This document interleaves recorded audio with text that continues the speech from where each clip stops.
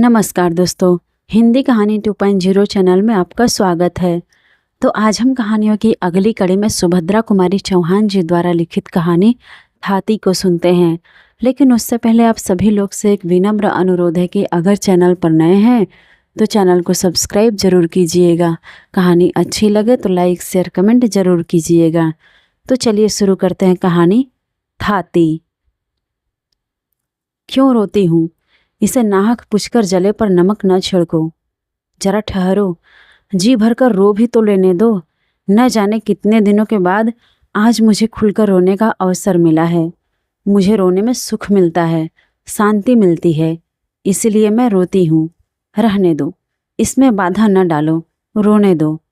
क्या कहा? किसके लिए रोती हूँ? आह, उसे सुनकर क्या करोगे? उससे तुम्हें कुछ लाभ न होगा। पूछो ही ना तो ही अच्छा है। मेरी यह पीड़ा ही मेरी तो संपत्ति है, जिसे मैं बड़ी सावधानी से अपने हृदय में छुपाए हूँ। इतने पर भी सुनना ही चाहते हो तो लो कहती हूँ, किंतु देखो, जो कहूँ वही सुनना और कुछ भी न पूछना। वे एक धनवान माता पिता के बेटे थे। ईश्वर ने उन्हें अनुपम रूप दिया था। जैसा उनका कलेवर सुंदर था, उससे कहीं अधिक सुंदर था उनका हृदय। वे बड़े ही नेक, दयालु और उदार प्रकृति के पुरुष थे। गांव के बच्चे उन्हें देखते ही खुश हो जाते। बूढ़े आशीर्वाद की वर्षा करते। स्त्रियां उन्हें अपना सच्चा भाई और हितु समझती और नौजवान उनके इशारे पर नाचते थे।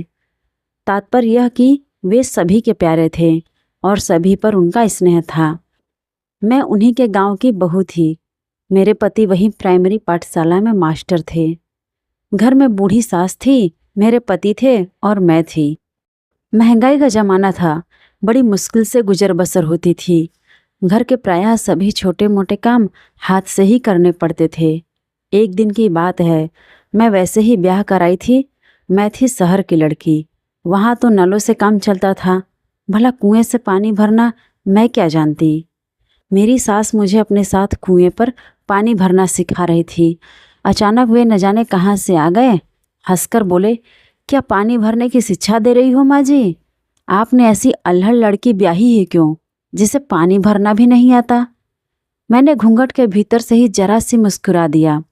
सास ने कहा, बेटा, इसे कुछ नहीं आता, बस रोटी भर अच्छा बनाती है। न पीसना जाने न कूटना। गोबर से तो इसे जैसे घिन आती है। बड़ी मुश्किल से कहीं कंडे थपती है तो इसके बाद 10 बार हाथ धोती है। हम तो बेटा गरीब आदमी हैं, हमारे घर में तो सभी कुछ करना पड़ेगा।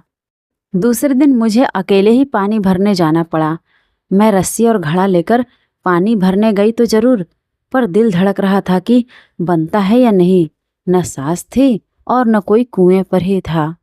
मैंने घूंघट खोल लिया और रस्सी को अच्छी तरह घड़े के मुंह पर बांधकर कुएं में डाल दिया। डब डब करके बड़ी देर में कहीं घड़े में पानी भरा। उसे खींचने लगी, किसी प्रकार खींचता ही न था। ज्यों त्यों करके आधी रस्सी खींच पाई थी कि वे सामने से आते हुए दिखाई दिए। कुआं उनके अहाते के ही अंदर था और बंगले में जाने का रास्ता भी वहीं से था। सामने से वे आते हुए दिखे। लाज के मारे जो ही मैंने घूंघट सरकाने के लिए एक हाथ से रस्सी छोड़ी, त्यों ही अकेला दूसरा हाथ पानी से भरे हुए घड़े का वजन न संभाल सका। झटके के साथ रस्सी समेत घड़ा कुएं में जा गिरा। मैं भी गिरते गिरते बची। 1 मिनट में यह सब कुछ हो गया। वे बंगले से कुएं के पास आ चुके थे। मैं बड़ी घबराई हुई, घूंघट उंघट सरकाना तो भूल गई। झुककर कुएं में देखने लगी। मेरे पास तो रस्सी और घड़ा निकालने का कोई साधन ही न था। निरुपाय होकर कातर दृष्टि से उनकी ओर देखा। मेरी अवस्था पर शायद उन्हें दया आई। वे पास आकर बोले, आप घबराइए नहीं, मैं अभी घड़ा निकलवाए देता हूँ। फिर कुछ ठहरकर मुस्कुराते हुए बोले, किंतु आपने यह साबित कर दिया कि आप शहर की एक अल्हड़ लड़की हैं। मैं जरा हंसी और अपना घूंघट सरकाने लगी। मुझे घूंघट सरकाते देख वे जरा मुस्कुराए। मैं भी जरा हंस पड़ी, पर कुछ बोली नहीं। उनके नौकर आए और देखते ही देखते रस्सी समेत घड़ा निकाल लिया गया। मैं घड़ा उठाकर अपने घर की तरफ चली। शब्दों में नहीं, किंतु कृतज्ञता भरी आंखों से मैंने उनसे कहा, मैं आपके इस उपकार का बदला जीवन में कभी न चुका सकूंगी। करीब पौन घंटा कुएं पर लग गया। अम्मा जी की घुड़कियों का तो डर लगा ही था। जल्दी जल्दी आई। घड़े को घिनौची पर रख रस्सी को खूंटी पर टांगने के लिए मैंने ज्यों ही हाथ ऊपर उठाया, देखा कि एक हाथ का सोने का कंगन नहीं है। अब तुम कहोगी कि पानी भरने वाली और सोने के कंगन, यह कैसा मेल? यह भी कोई बात? लेकिन बताती हूँ। यह कंगन मेरी माँ का था। मरते समय उन्होंने अनुरोध किया था कि यह कंगन ब्याह के समय मुझे पैर पूजाई में दिया जाए। इस प्रकार यह कंगन मुझे मिला था। रस्सी टांगकर मैं फिर कुएं की तरफ भागी। देखा तो वे सामने से आ रहे थे। उन्होंने यह कहकर कि यह तुम्हारे अल्हड़पन की दूसरी निशानी है, कंगन मेरी तरफ बढ़ा दिया। कंगन लेकर चुपचाप मैंने जेब में रख लिया और जल्दी जल्दी घर आई। घर आकर देखा पतिदेव स्कूल से लौटे थे। अम्मा जी बड़े क्रोध में उनसे कह रही थी, देखा देखा नई बहू के लक्षण।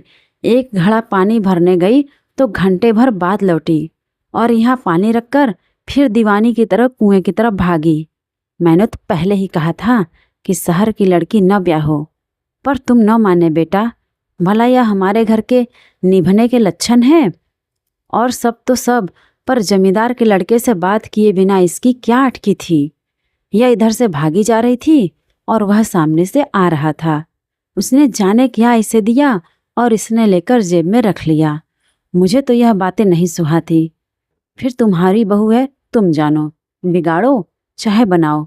मेरी तरफ से उन्होंने गुस्से से देखकर पूछा, क्या है तुम्हारी जेब में, बतलाओ तो। मैंने कंगन निकालकर उनके सामने रख दिया। वे फिर डांटकर बोले, यह उसके पास कैसे पहुंचा? मैंने डरते हुए अपराधिनी की तरह आदि से लेकर अंत तक कुएं पर का सारा किस्सा उन्हें सुना दिया। इस पर अम्मा जी और पतिदेव जी दोनों लोगों की झिड़कियां मुझे सहनी पड़ी। साथ ही ताकीद भी कर दी गई कि अब उनसे कभी न बोलूं। क्या पूछते हो? उनका नाम? हाय, रहने दो, मुझसे नाम न पूछो। उनका नाम जुबान पर लाने का मुझे अधिकार ही क्या है? हाँ, तो मैं क्या कह रही थी? मुझसे कहा गया कि मैं उनसे कभी न बोलूं। यदि यह लोग फिर कभी मुझे उनसे बोलते देख लेंगे तो फिर कुशल नहीं।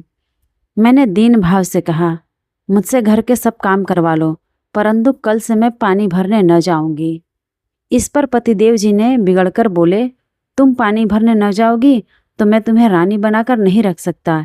यहाँ तो जैसा हम कहेंगे वैसा करना पड़ेगा। उसके बाद क्या बतलाऊं कि क्या क्या हुआ। ज्यों ज्यों मुझे उनसे बोलने को रोका गया, त्यों त्यों एक बार जी भरकर उनसे बात करने के लिए मेरी उत्कंठा प्रबल होती गई। किंतु मेरी यह साध कभी पूरी न हुई।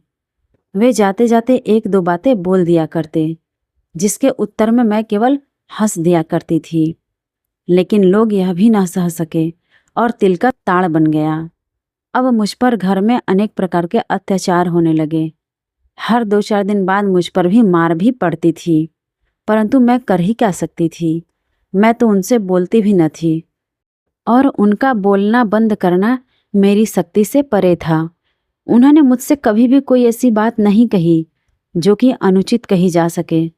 उन्हें तो शायद विधाता ने ही रोते हुओं को हंसा देने की कला सिखाई थी।